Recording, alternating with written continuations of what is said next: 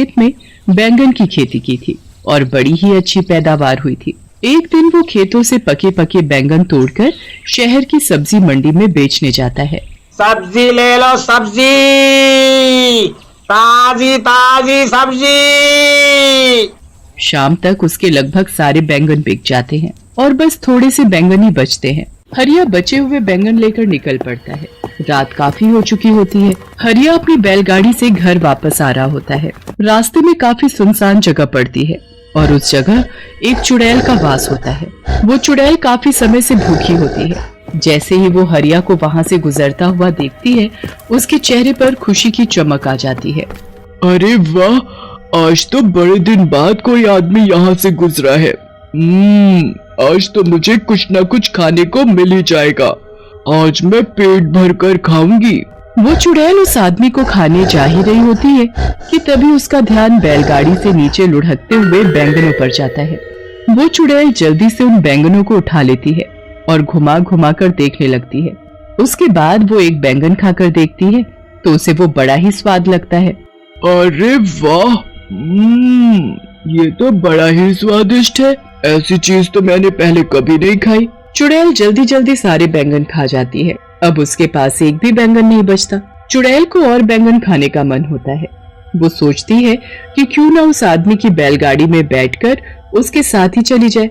ऐसे उसे उस आदमी के पास और भी बैंगन मिल जाएंगे। वो जल्दी से हरिया की बैलगाड़ी में चढ़कर बैठ जाती है। हरिया को बैलगाड़ी में एक झटका सा महसूस होता है। वो जल्दी से पीछे मुड़कर देखता है तो उसे कोई भी दिखाई नहीं देता।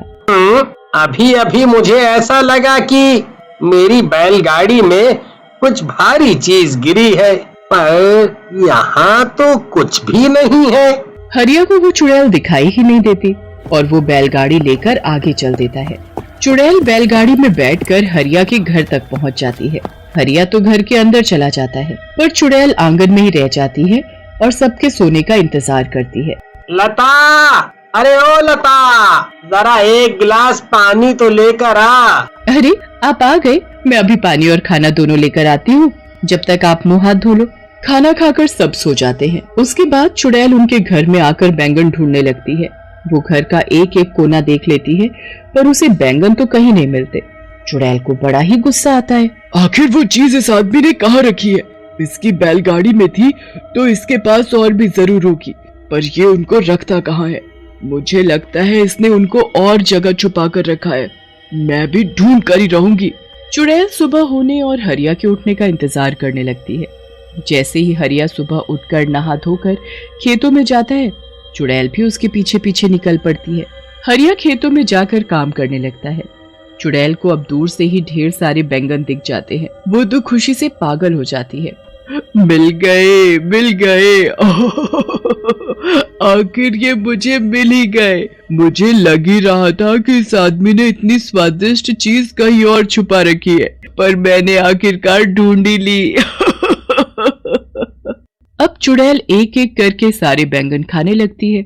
हरिया थोड़ी देर के लिए कहीं काम से जाता है और इतने में ही चुड़ैल खेतों में लगे सारे बैंगन खा जाती है। जब हरिया वापस आता है तो खेतों से सारे बैंगन गायब देख बड़ा हैरान होता है। अभी तो इन पर इतने सारे बैंगन लदे हुए थे और अब अचानक सारे के सारे बैंगन ऐसे कैसे गायब हो गए? आजकल तो बाजार में बैंगन की कितनी डिमांड है और यहाँ सारे बैंगन गायब हो गए। मुझे तो बड़ा ही नुकसान हो गया।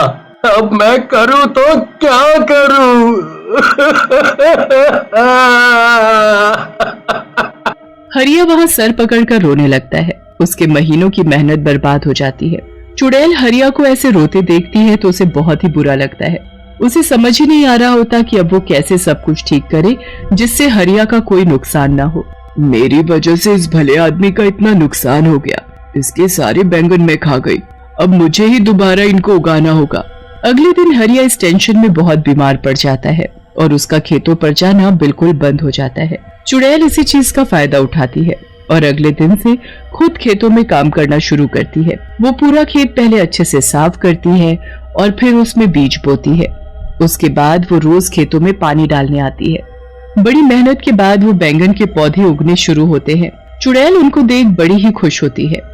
अरे वाह, आखिर मेरी मेहनत रंग ला रही है।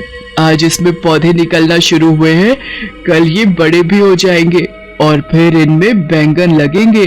चुड़ैल अब उनके बड़े होने का इंतजार करने लगती है, पर वो तो अभी भी वैसे के वैसे ही होते हैं। अब चुड़ैल को समझ आ जाता है कि ये पौधे इतनी जल्दी थोड़ी बड़े हों। फिर वो परेशान हो जाती है कि कैसे उनको जल्दी बड़ा किया जाए, जिससे कि उसमें समय से पहले ही बैंगन उगना शुरू हो जाए। चुड़ैल इस बात का हल निकालने के लिए फिर वापस उसी जगह पर जाती है जहाँ उसका वास था। वहाँ जाकर वो अपनी चुड़ैलों में सबसे शक्तिशाली चुड़ैल के पास जाती है और उससे इसका हल पूछती है। हे चुड़ैलों की चुड़ैल, मुझे कोई ऐसा उपाय दो जिससे मैं जल्दी से खेतों में बैंगन उगा सकूं। क्या? ये तू क्या बोल रही है? तुझे बैंगन की खेती करने की क्या जरूरत पड़ गई? बस मैं क्या बताऊं, मैंने पहली बार बैंगन चखे और वो मुझे इतने स्वाद लगे कि मैंने किसी गरीब और भले आदमी के खेतों के सारे बैंगन खा लिए। बेचारा इस सदमे में बीमार हो गया, बहुत रो रहा था, तो मुझे देखकर बिल्कुल अच्छा नहीं लगा। मैंने उसकी मदद करने की कोशिश की और उसके खेतों में फिर से बैंगन की खेती शुरू कर दी, पर अब वो पौधे अपने तरीके से धीरे धीरे उग रहे हैं। ऐसे तो वो बहुत वक्त लगाएंगे और महीनों में उसमें बैंगन उगेंगे। बेचारा वो आदमी तब तक क्या बेचेगा और कैसे अपना घर चलाएगा? उस बेचारे के घर में उसकी बीवी और 2 छोटे छोटे बच्चे भी हैं। ठीक है, मैं सब समझ गई। चुड़ैल होकर तू किसी इंसान की मदद कर रही है। मैंने तो पहली बार ऐसा देखा है, पर तुझे तो पता ही है मैं कभी किसी चुड़ैल की मदद करने से मना नहीं करती, तो तुझे कैसे कर सकती हूँ? तूने जो चाहा है वो तुझे जरूर मिलेगा, पर थोड़ा कठिन है। तू बता, तू कर पाएगी? हाँ, मैं कर लूंगी। तुम बस मुझे ये बताओ कि मुझे क्या करना है। तुझे यहाँ से 100 मील दूर पहाड़ों में जाना है। वहाँ एक काली गुफा है जिसको पार करने पर एक छोटा सा जादुई पानी का तालाब आता है। उस तालाब का पानी लाकर तुझे उस खेत में डालना होगा। जरा सा पानी डालने से कोई भी चीज कुछ ही पल में महीनों और सालों का समय पूरा कर देती है। अगर वो पानी किसी बच्चे पर भी गिर गया तो वो बच्चा भी पल भर में आदमी बन जाएगा। इसलिए उस जादुई पानी का इस्तेमाल तुम्हें बहुत ही ध्यान से करना होगा। हाँ, मैं पूरा ध्यान रखूंगी। अब मैं जल्दी वहाँ के लिए निकलती हूँ, क्योंकि मैं जरा भी समय बर्बाद नहीं करना चाहती। चुड़ैल जैसे तैसे 100 मील की दूरी तय करती है। उसके बाद वो काली गुफा को पार करके उस तालाब तक भी पहुंच ही जाती है। वहां से जादुई पानी भरकर चुड़ैल सीधा अपने बैंगन के खेतों में पहुंचती है और थोड़ा थोड़ा पानी पूरे खेत में छिड़क देती है। उसके बाद चुड़ैल वहां से चली जाती है। अगली सुबह जब चुड़ैल वापस आकर देखती है तो चारों तरफ बैंगन ही बैंगन लदे होते हैं। अरे वाह, आखिर मैंने बैंगन की खेती कर ही ली। मैंने इतने सारे बैंगन उगा ही दिए। अब जब भी वो किसान यहाँ आएगा तो खुशी से पागल हो जाएगा। उसके बाद उसे बस हरिया के खेतों में आने का इंतजार रहता है। हरिया जब ठीक हो जाता है तब वो खेतों को देखने जाता है। खेतों में पहुंचकर जब हरिया हजारों बैंगन अपने खेतों में लदे हुए देखता है तो उसे तो अपनी आंखों पर विश्वास ही नहीं होता। कहीं मैं सपना तो नहीं देख रहा? पहले मेरे खेतों से सारे बैंगन अचानक गायब हो गए, फिर उसी खेत में इतने सारे बैंगन अचानक से उग गए। अरे वाह, मुझे मेरे गायब हुए बैंगन वापस मिल गए। हरिया सारे ताजे ताजे बैंगन तोड़कर टोकरों में भरने लगता है। धीरे धीरे करके सारे टोकरे बैंगनों से भर जाते हैं। हरिया सारे टोकरे अपनी बैलगाड़ी में रखता है। घर जाकर लता को सारी बात बताता है। लता तो ये बातें सुनकर चौंक ही जाती है। उसे हरिया की बात पर बिल्कुल यकीन नहीं होता। मुझे लगता है आप पागल वागल हो गए हो। अरे भगवान, मैं कोई पागल वागल नहीं हुआ हूँ। तू चलकर अपनी आंखों से देख ले। लता जब बाहर जाकर बैलगाड़ी देखती है तो वाकई में बैलगाड़ी बैंगनों के टोकरों से भरी हुई होती है। लता ये देख बड़ी खुश हो जाती है, पर उसे भी समझ नहीं आ रहा होता कि ये सब आखिर हुआ तो कैसे हुआ। उनके लिए ये तो कोई चमत्कार ही था। पर तभी चुड़ैल उनके सामने आ खड़ी होती है। हरिया और लता तो उसे देख बड़े घबरा जाते हैं। मुझसे डरो मत, मैं तुमको कुछ नहीं कहूँगी। मैं तो दरअसल तुमको कुछ बताने आई हूँ। चुड़ैल फिर हरिया और लता को सारी बात बताती है। मैंने तो हमेशा सुना था कि चुड़ैल बहुत बुरी होती हैं, पर आज ये देखकर बहुत अच्छा लगा कि दुनिया में अच्छी चुड़ैल भी हैं। अब मैं तुमको रोज बैंगन खिलाऊंगा।